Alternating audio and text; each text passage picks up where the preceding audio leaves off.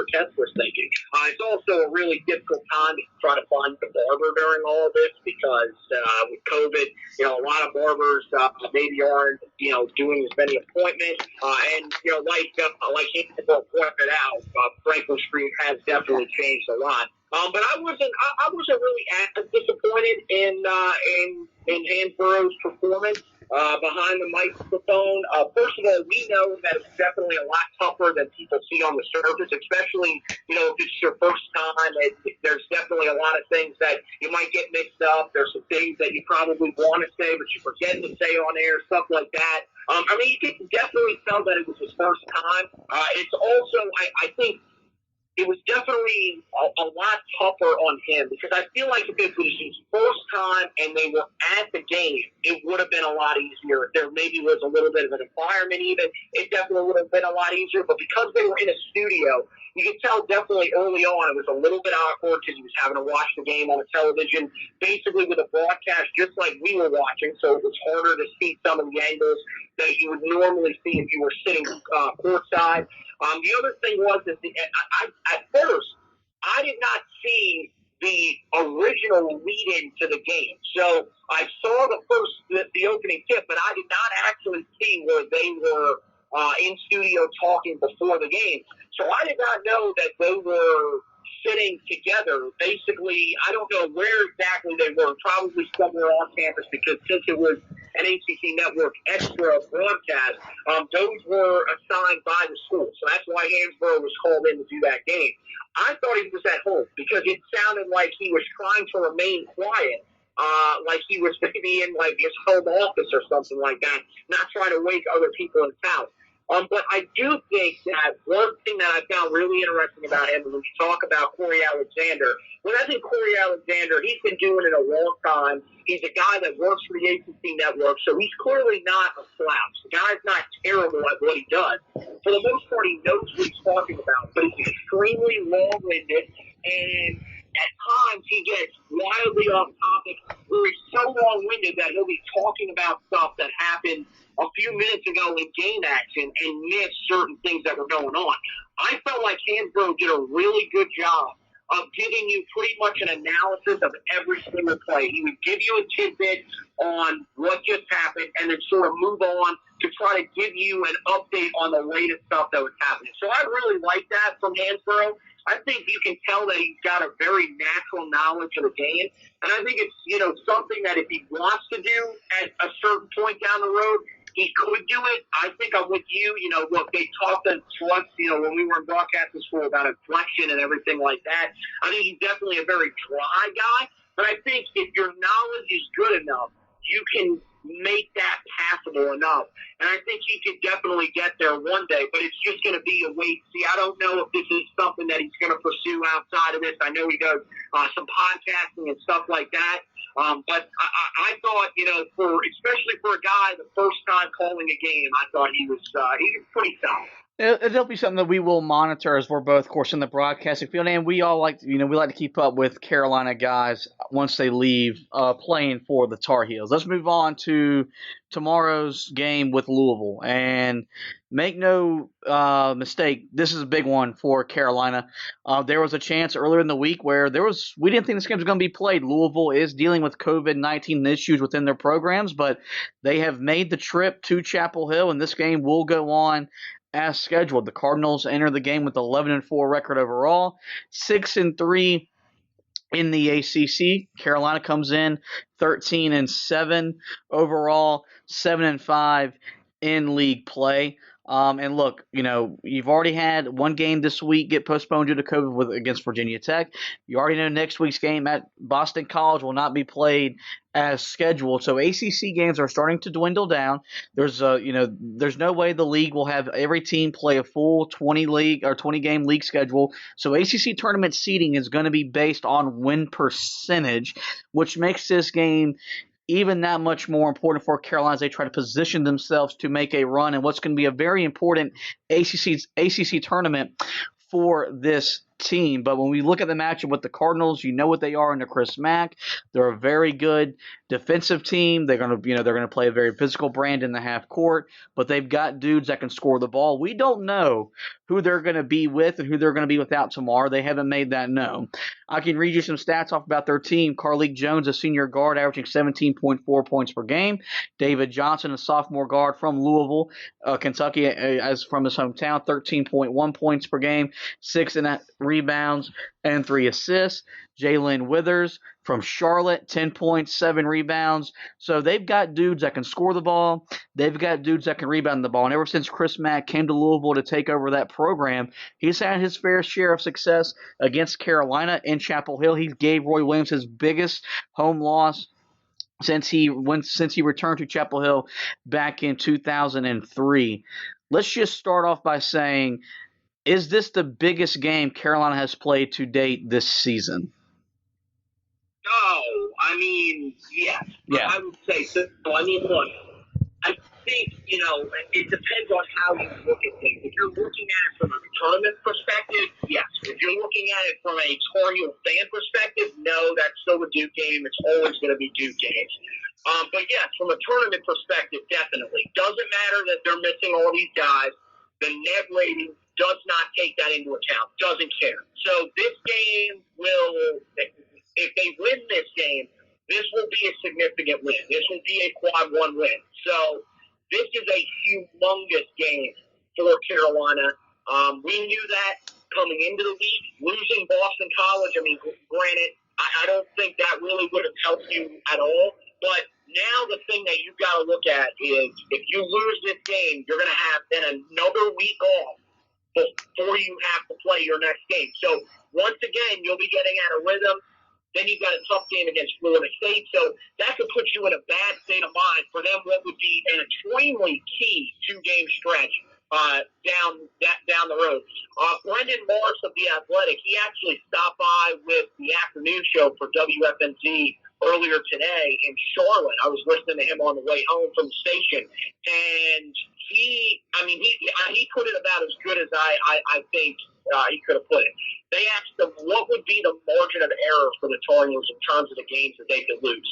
And Brendan said, look, if they could probably lose these next two games, being Louisville and Florida State, but if they do, that puts them in a must-win scenario in their last two games of the season.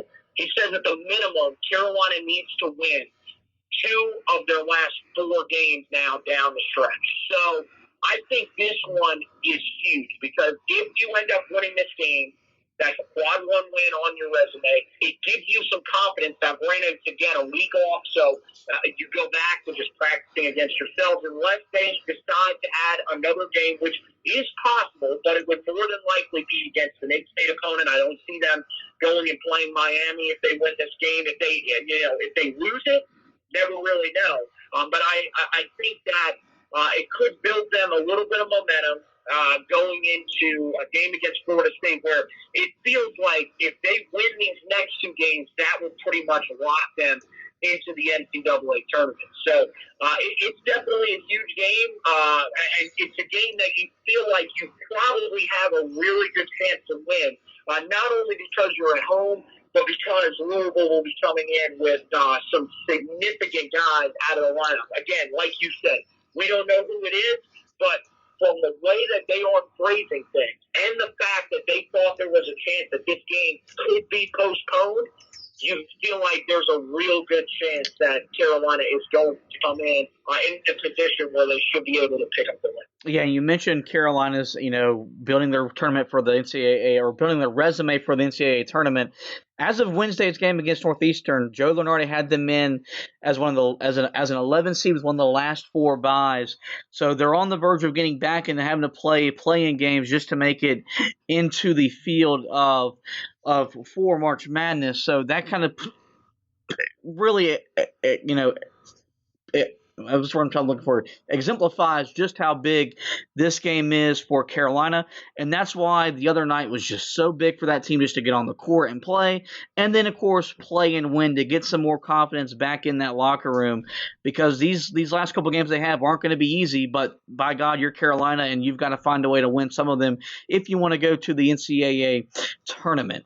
You mentioned that the fact that they're going to be without some guys. I wonder how much that's playing into ESPN's basketball power index. They give Carolina a 63% chance to win this game, which when I look at that number initially, I thought that was kind of high because Louisville's really good. When the ACC season kind of started, they looked like a team that could compete with the likes of Virginia and Florida State to win this league. They've kind of tailed off since the beginning of January, but as I mentioned when reading off their stats and talking about this team, they've got guys that can score the ball, and they've got guys that can rebound the ball. When I think about playing Louisville and how this game is going to be played, I think about toughness and how tough can Carolina play, because Louisville is going to play a very physical brand of basketball. They've got to be tougher than they were the other night. This can't be a game like against Virginia where you go 13 of 28 on layup attempts. You've got to be good around the rim and finish when you get a good look at the basket from in close. But as we sit here and we talk about how this is a really big game, and it's going to, there's March Madness implications on the line for Carolina. Where does that lead to? That leads to your backcourt, your guard play, and you need Caleb Love, you need R.J. Davis to play pretty well to give yourself a shot. Yeah, I think there's definitely going to be some pressure on those guys in this game to step up and play well. I think that, look, with that coming in a little short-handed, that probably makes it a little bit easier. But I think those guys, we talked about them every game down the stretch here. That's the key, is can they continue to find a way to evolve when in the game and running this offense.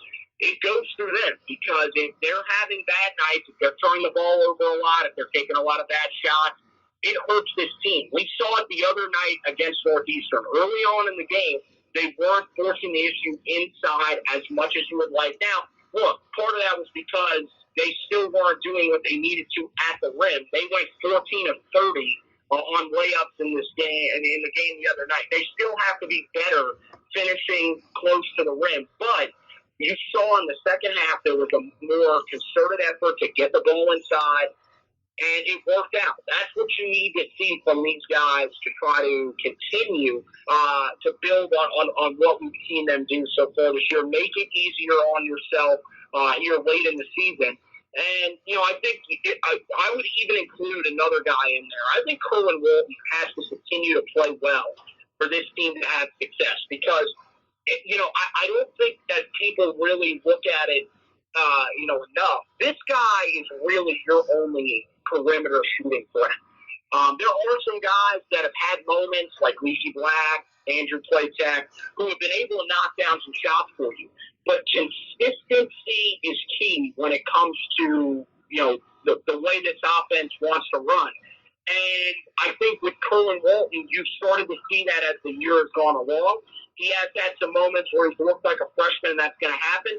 But in this game, in the game against Syracuse, which are the two games that I highlighted in the last edition of the podcast, and if you want to pull the upset against Florida State, you're going to need Kerwin Walton to play well in order to win those games. Your inside game can do a lot of things for you, but they're still going to have moments where they can't finish at the rim. You're going to need your perimeter shooting to be there.